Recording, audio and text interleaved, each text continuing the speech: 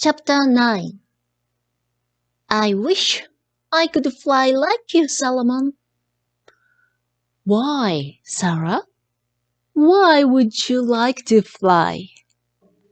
Oh, Solomon, it's so boring. You have to walk around down here on the ground all the time. It's so slow. It just takes forever to get places. And you can't see much either. Only stuff that's down here on the ground with you. Boring stuff. Well, Sarah, It seems like you haven't really answered my question. Yes, I did, Solomon. I said I want to fly because you don't like to walk around down here on the boring ground. You see, Sarah, you didn't tell me why you want to fly. You told me why you don't want not to fly. there's a difference. Oh, yes, Sarah, a big difference. Try again. A little surprised at Solomon's new decision to nitpick, Sarah began again. Okay, I want to fly because walking isn't much fun. And it takes so long to walk around down here on the ground. Sarah, can you see That you are still talking more about what you don't want and why you don't want it. Try again. Okay, I want to fly because I don't get this, Solomon. What do you want me to say? I want you to talk about what you do want, Sarah. I want to fly, Sarah shouted, feeling annoyed at Solomon's inability to understand her. Now, Sarah, tell me why you want to fly. What would that be like? How would it feel? Make it feel real to me, Sarah. Describe to me. What does flying feel like? I don't want you to tell me why it's like down on the ground or what it is like not to fly. I want you to tell me what it's like to fly. Sarah closed her eyes, now catching the spirit of what Solomon was getting at, and began to speak. Flying feels very free, Solomon. It's like floating, but faster. Tell me, what would you see if you were flying? I would see the whole town down below. I would see Main Street and cars moving and people walking. I would see the river. I would see my school. How does flying feel like, Sarah? Describe what it feels like to fly. Sarah paused with her eyes closed and pretended that she was flying high above her town. It would be so much fun, Solomon. Flying just has to be so much fun. I could soar as fast as the wind. It would feel so free. It feels so good, Solomon. Sarah continued, now completely absorbed in her imagined vision. And then, suddenly, with the same scene of power Sara had felt in Solomon's wings as she had seen him lift off his post day after day, Sara felt a whoosh within her that took her breath away. Her body felt, for a moment, as if it weighed 10,000 pounds. And then, instantly, she felt absolutely weightless. Sara was flying. Solomon! Sara squealed with delight. Look at me! I'm flying! Solomon was flying right along with her, and together they soared high above Sara's town, the town where Sara was born, the town that Sara had walked nearly every square inch of, the town that Sara was now discovered from a vantage point she had never dreamed possible. Wow! Solomon! This is great! Oh, Solomon! I love this! Solomon smiled and enjoyed Sarah's extraordinary enthusiasm. Where are we going, Solomon? You may go wherever you'd like to go. Oh, wow! Sara blurted, looking down at her quiet little town. It had never looked so beautiful ever. Sara had seen her town from the air once when her uncle had taken Sara and her family up in his small airplane. But she hadn't really been able to see much.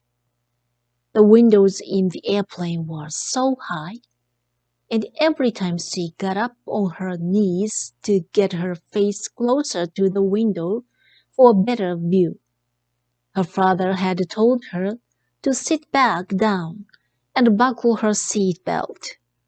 She really didn't have much fun that day. But this was very different. She could see everything. She could see every street and building in her town. She could see the few tiny businesses sprawled out along Main Street. Hoyt's grocery store and Peter's drugstore and the post office. She could see her beautiful river winding its way through the town. And a few cars were moving about. And a handful of people were walking here and there. Oh, Solomon! Sara said breathlessly. This is the absolute best thing that has ever happened to me. Let's go to my school, Solomon. I'll show you where I spent my... Sara's voice trailed off as she sped off toward her school. The school looked so different from up here. Sara was surprised at how large her school looked. The roof seemed like it went on forever. Wow! Sara exclaimed. Can we go down closer? Or do we have to stay up here? You may go wherever you want to go, Sara. Sara squealed once again and swooped down over the playground and slowly past her classroom window. This is great! Look, Solomon! You can see my desk, and there's Mr. Jorgensen. Sara and Solomon soared from one end of Sarah's town to the other, sweeping down close to the ground and then soaring back up, almost touching the clouds. "Look, Solomon! There's Jason and Billy!" "Hey, Jason! Look at me! I'm flying!" Sara shouted. But Jason didn't hear. "Hey, Jason!" Sara shouted again, more loudly. "Look at me! I'm flying!" "Jason cannot hear you, Sara." "But why not? I can hear him." "It's too soon for Jason, Sara. He's not asking yet. But he will, in time." Now Sara understood more clearly why Jason and Billy hadn't spotted Solomon yet. "They can't see you either, can they, Solomon?" Sara was glad that Jason and Billy couldn't see Solomon. "They would really get in the way if they could," she thought. Sara couldn't ever remember having a more wonderful time.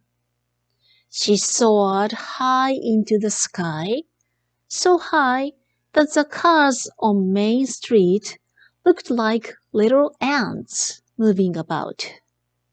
And then, with what felt like no effort at all, she would swoop way down, very close to the ground, squealing as she felt the amazing speed of her flight.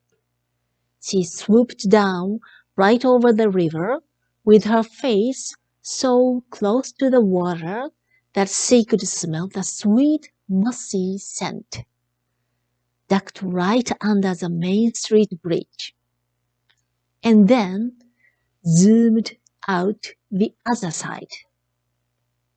Solomon kept perfect pace with her, as if they had practiced this flight hundreds of times. They soared for what seemed like hours, and then, with the same powerful whoosh that sent Sara soaring upward, she was back in her body and back on the ground. Sara was so excited that she could barely catch her breath.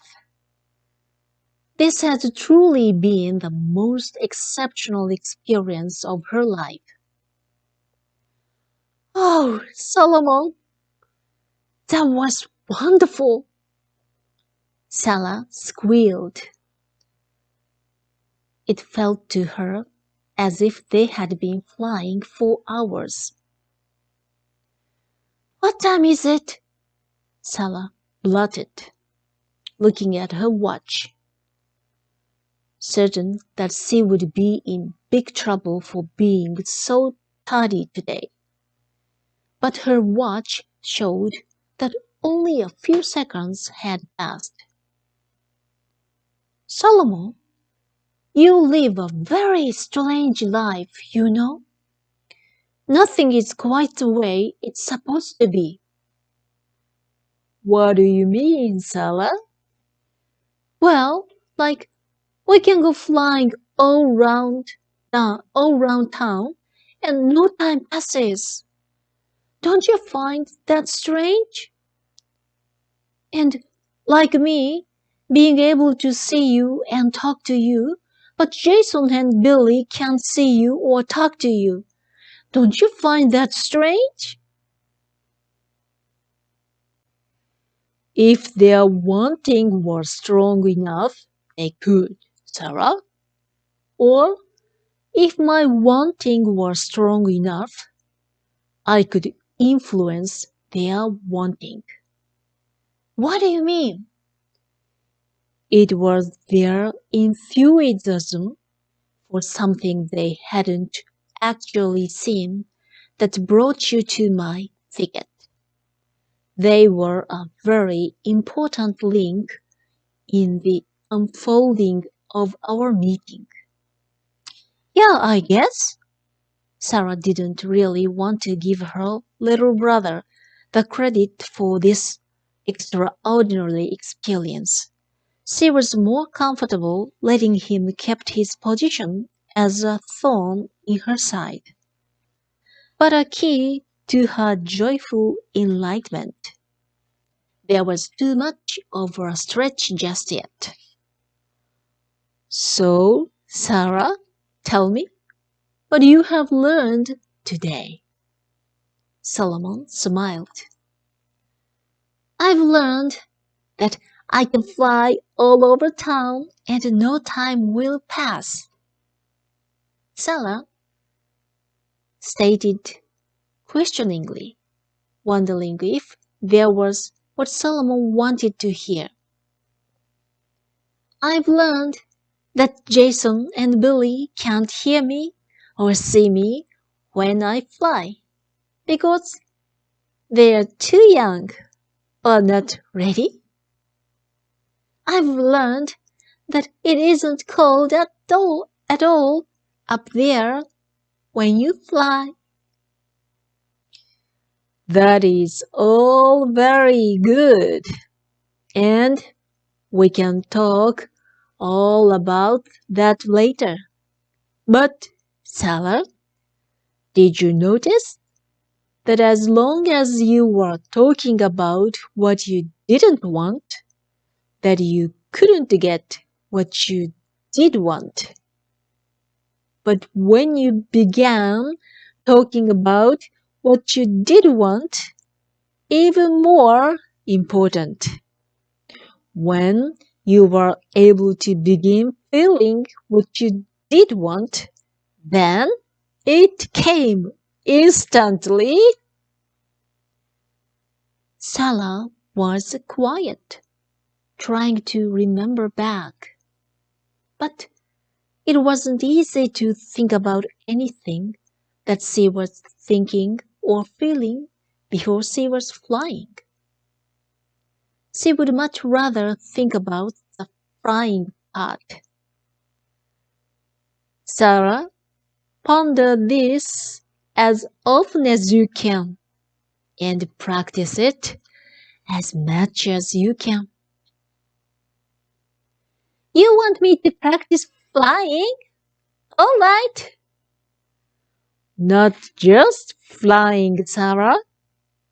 I want you to practice thinking about what you do want and thinking about why you want what you want until you are able to really feel it. That is the most important thing you'll learn from me, Sara. Have fun with this. And with that, Solomon was up and away. This is the best day of my life, Sara thought. Today, I learned to fly.